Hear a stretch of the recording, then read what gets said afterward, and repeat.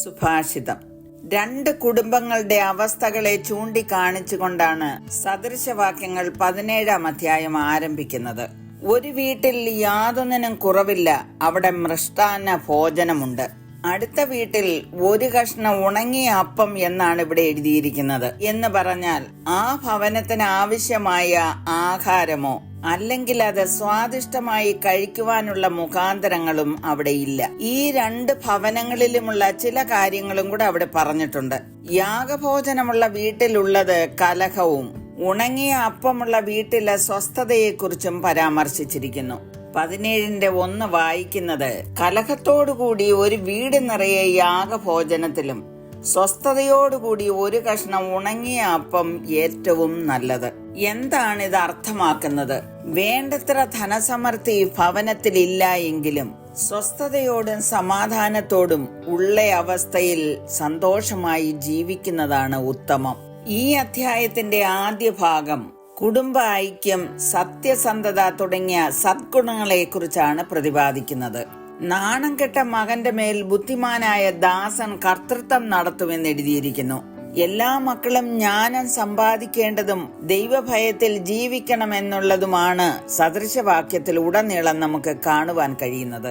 മക്കളുടെ മക്കൾ വൃദ്ധന്മാർക്ക് കിരീടമാകുന്നു, മക്കളുടെ മഹത്വം അവരുടെ അപ്പന്മാർ തന്നെയെന്ന് 6-ാം വാക്യത്തിൽ കാണുന്നു. ഓരോ അപ്പനും മക്കൾക്ക് മഹത്വമായിരിക്കണമെന്നാണ് അതിന്റെ അർത്ഥം.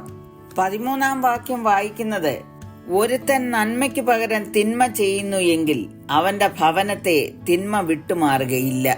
Whoever rewards evil for good, evil will not depart from his house.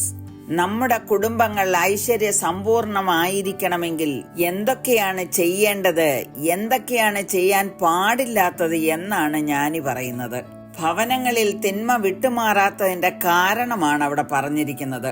മറ്റൊരുവൻ നന്മയായി ചിന്തിക്കുകയും അതനുസരിച്ച് പ്രവർത്തിക്കുകയും ചെയ്യുമ്പോൾ അതിന്റെ ദോഷഫലങ്ങൾ കണ്ടുപിടിച്ച് അവന് വിരോധമായി പ്രവർത്തിക്കുന്നവന്റെ കാര്യമാണ് പറഞ്ഞതും. ഇതൊരു ലോക തത്വം കൂടിയാണെന്ന് നാം മറക്കരുത്. നന്മയ്ക്ക് പകരം നാം തിന്മ ചെയ്തുകൊണ്ടിരുന്നാൽ ഇന്നല്ലെങ്കിൽ നാളെ അതിന്റെ ദുരന്തം പ്രതീക്ഷിക്കാം. വേദപുസ്തകത്തിൽ നിന്ന് തന്നെ ഒരു ഉദാഹരണം ചൂണ്ടിക്കാണിക്കുവാൻ താല്പര്യപ്പെടുന്നു. ദാവീദ് ദൈവത്തെ സ്നേഹിച്ചവനും ദൈവത്തെ അനുസരിച്ച് ജീവിച്ചവനുമായ അനുഗ്രഹിക്കപ്പെട്ട ഒരു രാജാവ് തന്നെയായിരുന്നു. എന്നാൽ ഒരു പ്രത്യേക സന്ദർഭത്തിൽ താൻ പാപത്തിന് അടിമപ്പെട്ടു. താൻ ചെയ്ത പാപം മറയ്ക്കപ്പെടുവാൻ ഊരിയാവിനെ പടക്കളത്തിലേക്ക് അയച്ചു.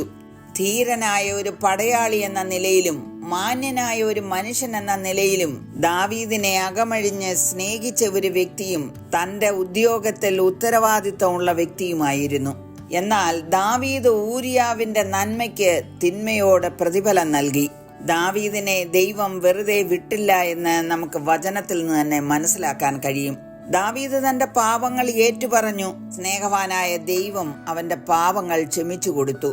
ഹൃദയപ്രകാരമുള്ള മനുഷ്യനായി തന്റെ ഗ്രഹത്തിൽ വാൾ ഒരിക്കലും വിട്ടുമാറാതെ നിന്നു. തന്റെ സ്വന്തം ഭവനത്തിൽ നിന്ന് തന്നെ തനിക്ക് അനർത്ഥമുണ്ടായി എന്ന് വചനം പറയുന്നു. പ്രിയമുള്ളവരെ, നമ്മുടെ ഭവനത്തിന്റെ നന്മയുടെ കാരണം നാം തന്നെയാണെന്ന് മറന്നു പോകരുതേ. ദാവീദിനെ പോലെ നമ്മുടെ പാപങ്ങൾ ദൈവത്തോട് നമുക്ക് ഏറ്റുപറയാം. നമുക്ക് വേണ്ടി ഒരു മധ്യസ്ഥനുണ്ട്. യേശുവിന്റെ രക്തം സകല പാപവും പോക്കി നമ്മെ ശുദ്ധീകരിക്കുന്നു. കരുണയുള്ള പിതാവേ, ഞങ്ങളുടെ ഭവനങ്ങൾക്ക് നന്മയുണ്ടാകുവാൻ അടിയങ്ങൾ ചെയ്ത പാപങ്ങൾ നീക്കി ഞങ്ങളെ ശുദ്ധീകരിക്കണമേ എന്ന് യേശുക്രിസ്തുവിന്റെ നാമത്തിൽ അപേക്ഷിക്കുന്നു. കേൾക്കണമേ. ആമേൻ.